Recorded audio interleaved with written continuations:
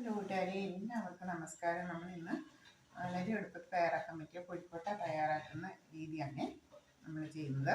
അപ്പോൾ അതിനായിട്ട് നമ്മൾ അരിപ്പൊടി എടുത്തു.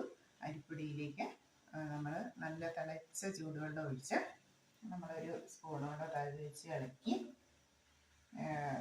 നന്നായിട്ട് യോജിപ്പിച്ച് തിളച്ച ചൂടുവെള്ളം ഒഴിച്ചാലാണ് മാവ് സോഫ്റ്റ് ആയി കിട്ടും. അപ്പം മാവ് ഒന്ന് ജസ്റ്റ് അതിലൊന്ന് പതുക്കി ഒന്ന് വെന്ത് കിട്ടും.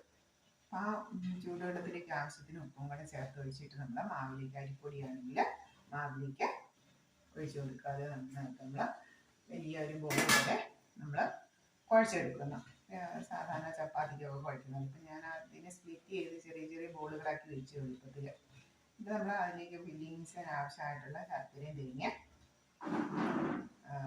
ഏലക്കപ്പൊടിയും ജീരകം, ചെറിയ ജീരകം കൂടെ പൊടിച്ച് ചേർത്ത് നമ്മൾ നന്നായിട്ട് മിക്സാക്കി വെക്കുന്നു. അപ്പം നമ്മൾ ഈ രീതിയിൽ നമുക്ക് വീട്ടമ്മമാർക്ക് ഒരു വരുമാന മാർഗം കൂടി ആക്കി മാറ്റുക. എന്ന് വെച്ചാൽ ഈ ബേക്കറികളിലും ചെറിയ ചെറിയ ചായക്കട ഷോപ്പുകളിലൊക്കെ നമ്മൾ ഓർഡർ പിടിച്ച് രാവിലെയും വൈകുന്നേരം നമ്മളൊരു 20 എണ്ണോ 30 എണ്ണോ ഒക്കെ നമ്മൾ 1-2 ചുറ്റുവട്ടത്തുള്ള ഷോപ്പുകളിലൊക്കെ ഓർഡർ പിടിച്ച് നമുക്ക് കൊടുക്കാൻ പറ്റി കഴിഞ്ഞാൽ നമുക്കത് ഒരു വരുമാന മാർഗം കൂടിയാണ്.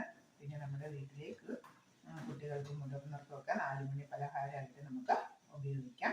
അപ്പം നമ്മുടെ ഇന്നത്തെ വീഡിയോ എന്ന് പറയുന്നത് ഒരു കൊഴുക്കട്ട തയ്യാറാക്കുന്നതാണ്. അതിന് നമ്മുടെ ശർക്കര, തേങ്ങ, അരിപ്പൊടി ഇത്രയും മാത്രം മതി. ഇങ്ങനെ ചെറിയ ചെറിയ ബോളുകളാക്കി നമ്മൾ ഇഡ്ഡലി ചെമ്പിലേക്ക് വെച്ചിട്ടുണ്ട്. ഓക്കെ കൂട്ടുകാരെ, ബൈ ബൈ. അടുത്തൊരു വീഡിയോ അടുത്ത ദിവസം കാണാം. Thank you.